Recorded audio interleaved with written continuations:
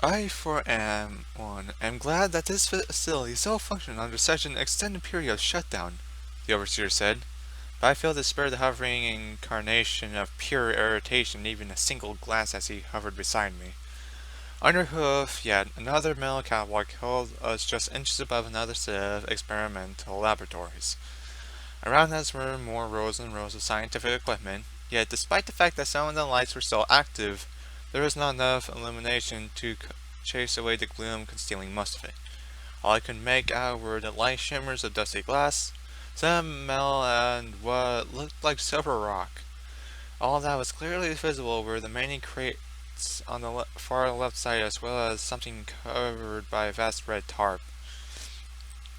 Overseer was in control of the turns that still rotated aimlessly above us, not to mention any others still in the building.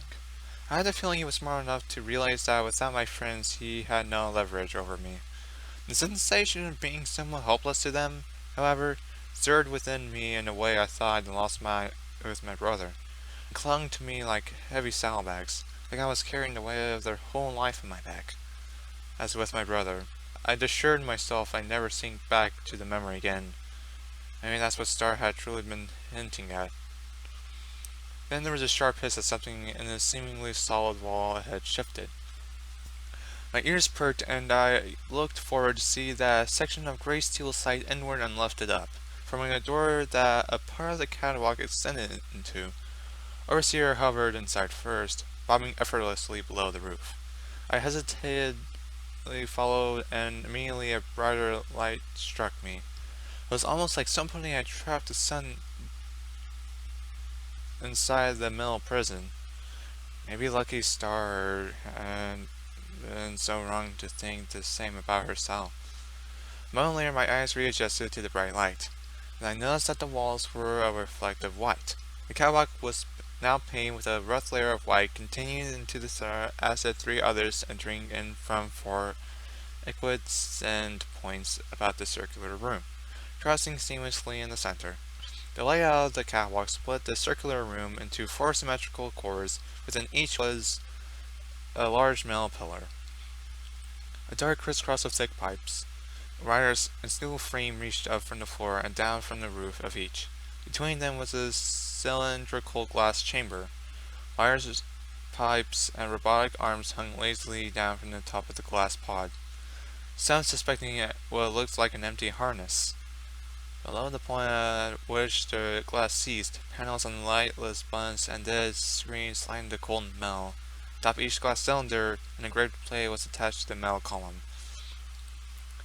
Salvation, destruction, eternity, and finally, evolution.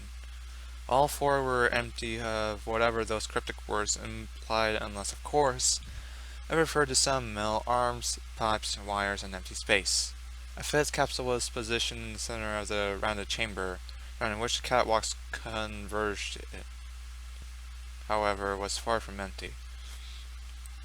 Destiny, the pod was labeled, and it was filled with a dull green liquid. The display panels beneath it were lit up like a flickering rainbow.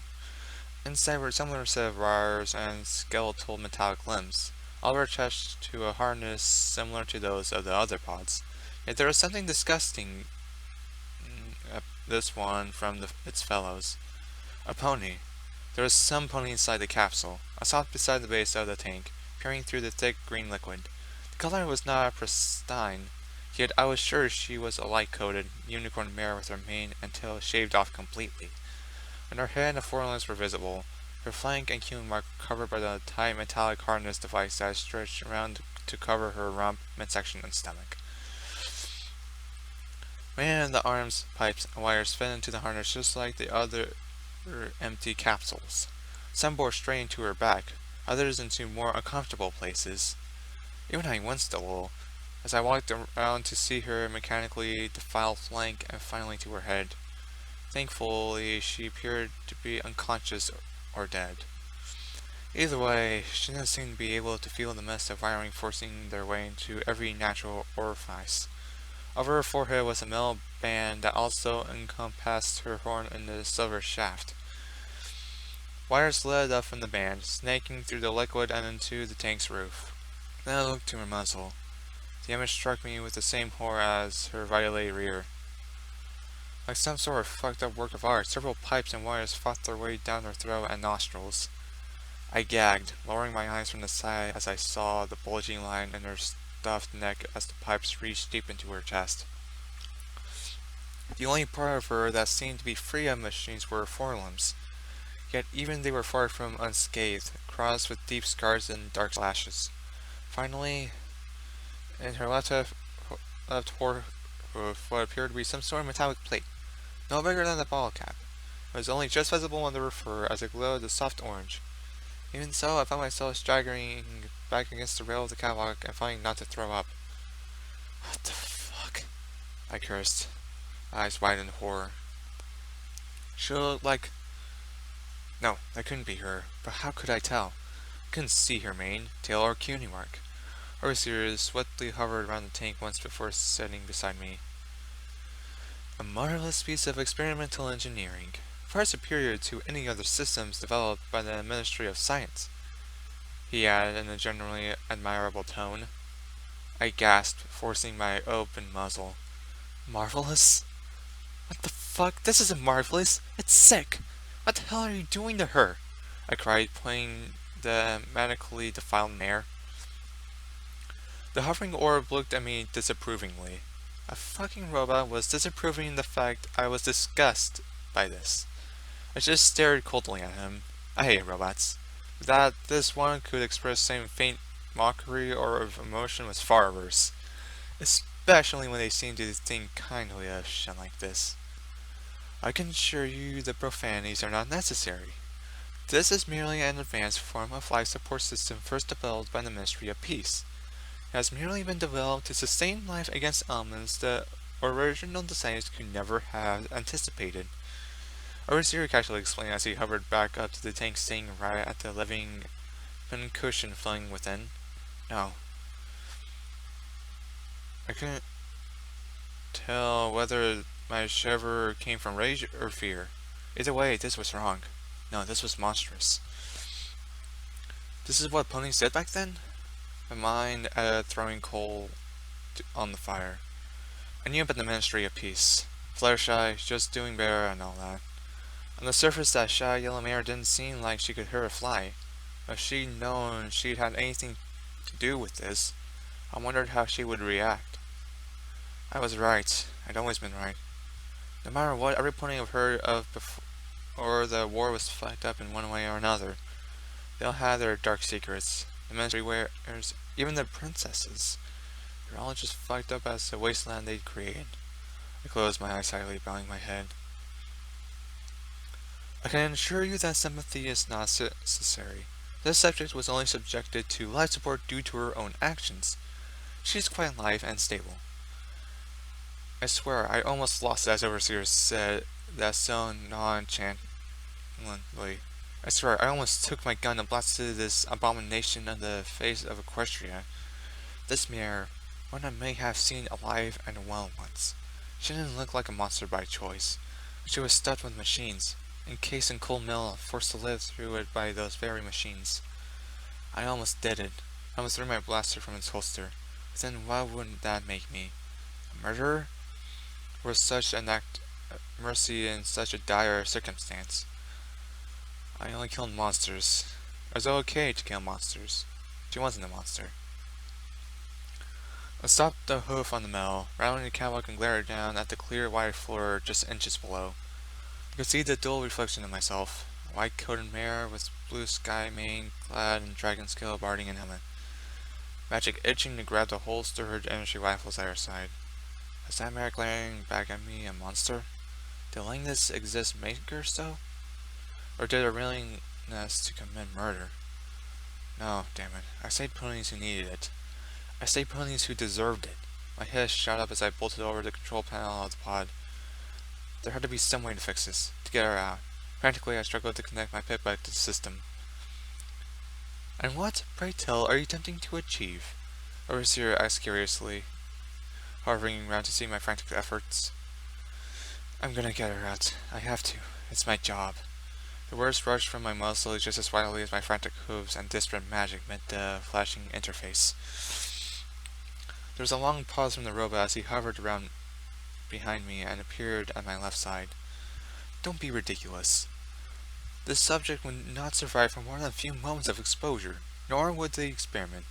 Both would mean loss, he explained in an eerily calm tone. I just blanked him out completely, suddenly the screen before me came to life with information. Subject 002. Status stable. Status period 119 years, 11 months, 13 days. Preserved natural age 23. Actual age 223. Preserved. GS period 1 week. Preserved. Come on! I screamed as I banged a hoof on the screen, and with a dull thud it bounced off the glass. Then I fell silent. The magic finally faded as I slumped muzzle first on the panel. I had to save her. I had to do my job. She wasn't a monster. I knew that right now I couldn't kill monsters. This emotional outburst is rather unexpected, the overseer stated calmly before hovering back. I suppose that is what I should have expected given your lack of knowledge regarding the project. The bobbing orb added, sounding introspective. Give a faint rubber as one by forehoofs brushed against the cold screen. What knowledge? What the fuck are you doing here? I demanded in a furious whimper, turning my head towards the levitating machine. Once again he looked confused. Perhaps it is possible that all past subjects were oblivious to the project on purpose, he added thoughtfully. Yet it didn't feel like he was addressing me more himself. He was questioning himself, like a pony. A real flesh and blood pony. Recalibrating. Yes, such a lack of knowledge would certainly prevent a repeat of past failures. The genetic catalyst must be preserved for a minimum of 11 months. He added to self-monologue. Hey, Sparky! I called angrily, pressing a forehead against the panel and forcing myself up.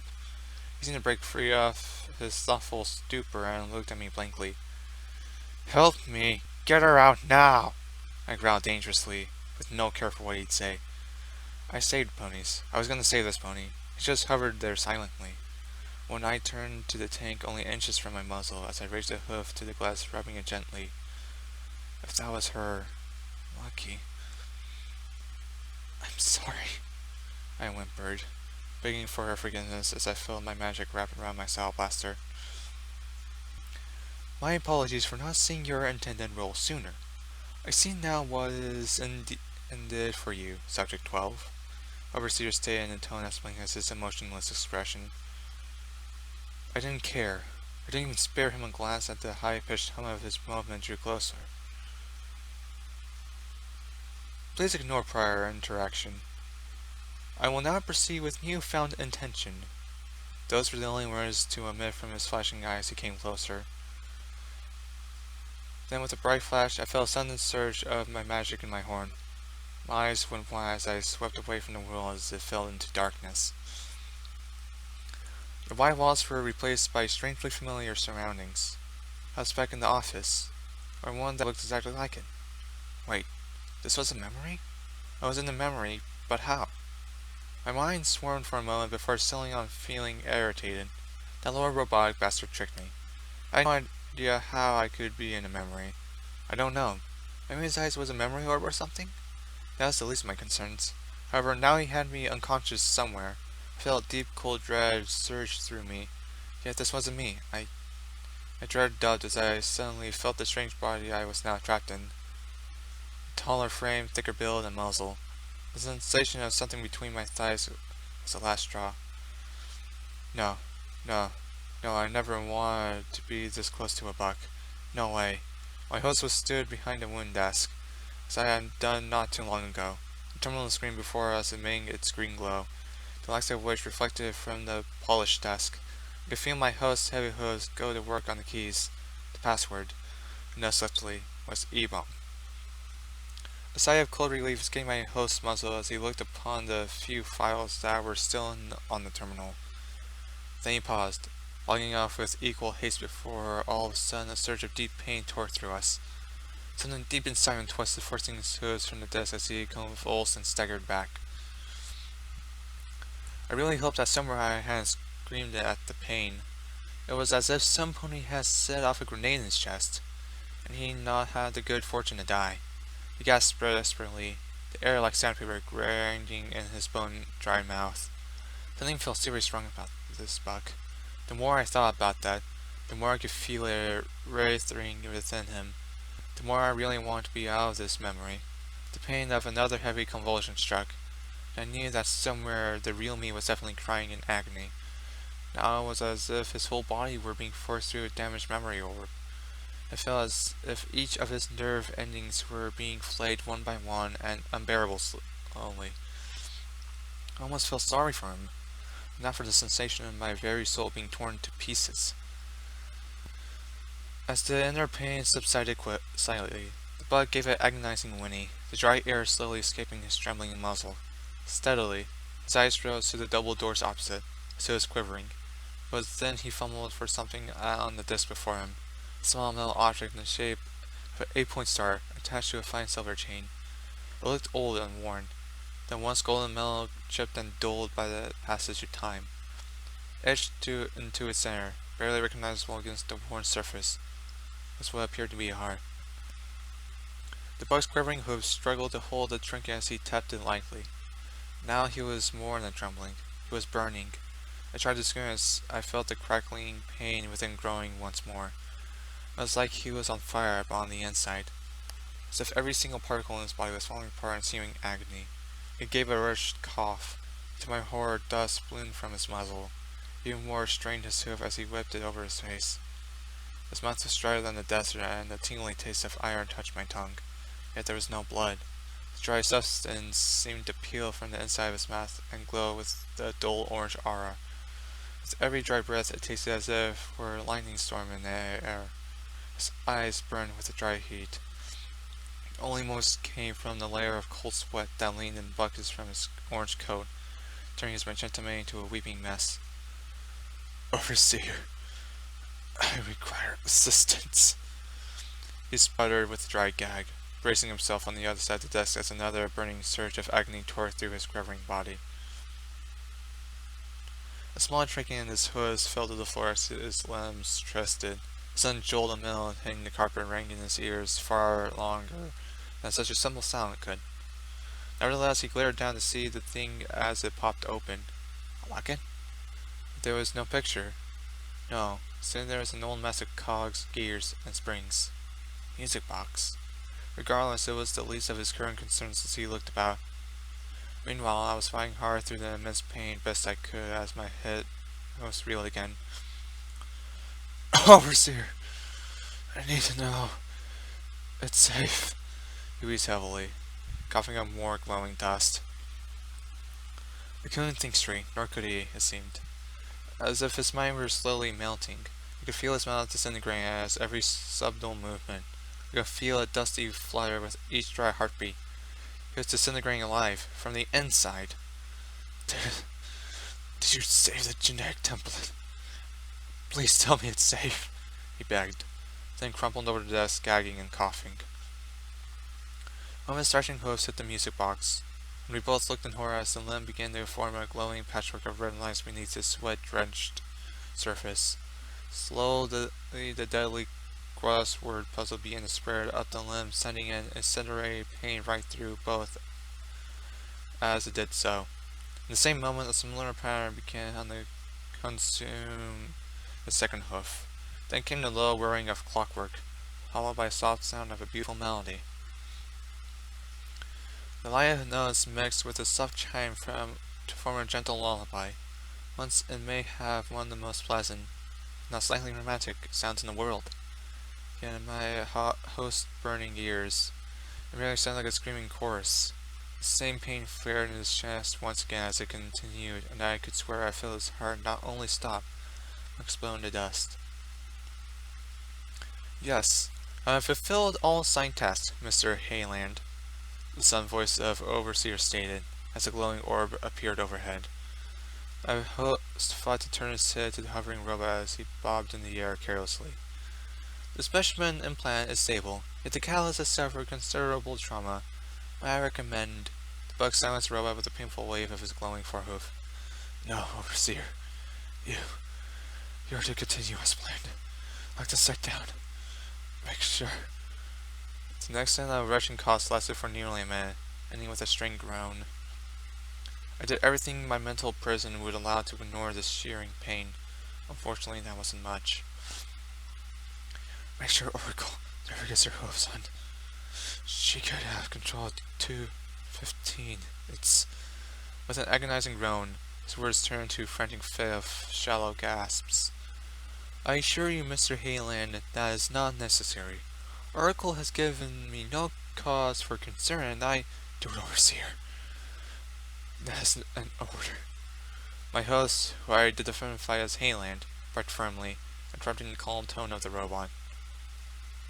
There was a momentary pause, my host convulsing in pain, all the while the soft tune continuing to play in the background. As you wish. I will re-establish protocol. My primary function has been shifted. New goal established. Lock down all follic sites. Find sustainable genetic replacement for subject 2. Probability of completion in light of the current situation. 0%. The overseer rambled, oblivious to the bug sprawling about on the carpet before him. With a weak swing of a crumbling forehoof, Hayland dragged himself to the right and staggered to the desk's front. I felt as his legs were charcoal crumbling under his weight. He made as he began to glow red like molten iron. Cold of sweat beginning to boil from his coat, as if it were such a molten metal. With a clumsy stagger, he fell onto his side before the desk, gasping for air like a beached fish. He could do nothing but brace as the feeling of being burned alive racked him. All the while his hooves tried to grasp the still playing music box. His way was fading as if a light breeze could blow him into the sky. I tried not to think what I was. No, what he was feeling. But it was as if his organs were crumbling to dust inside him. His vision went black as the eyes slowly vaporized. The only indication I had the memory still existed about me was the floor, that the way of the musical trinket was desperately clenched in his forehoofs. That disappeared as I felt his hooves crumble away. You are our last hope.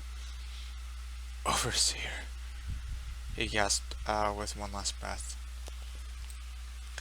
I felt his tongue move in the crumbling remnants of his muzzle. First his boiling flesh was gone, then all I could feel was bone. I was still conscious. Why the fuck was I still conscious? He was no more than bones. A flaming blade tore through my very essence of the memory. Indeed, it seems the force Ethereum binding has demonstrated its predated course perfectly. I am sorry, Mr. Hayland. I heard the overseer say with a crackling in my grumbling host's ears. The sound akin to that of a various form of insects. Initializing memory extraction. The muffled voice sounded somewhere in the real complete darkness. For a long second, I just prayed and prayed the pain would stop. All the while that soft tune continued to play. Only a moment later did I feel his brain collapse into dust, and his very soul followed into oblivion. Footnote. Level up. New perk added. Breaking and entering. You've proven yourself a match for some of the most adept forms of automated security, even if they seem too smart for their own good. You gain 15% extra damage against all forms of automated turrets and security robots.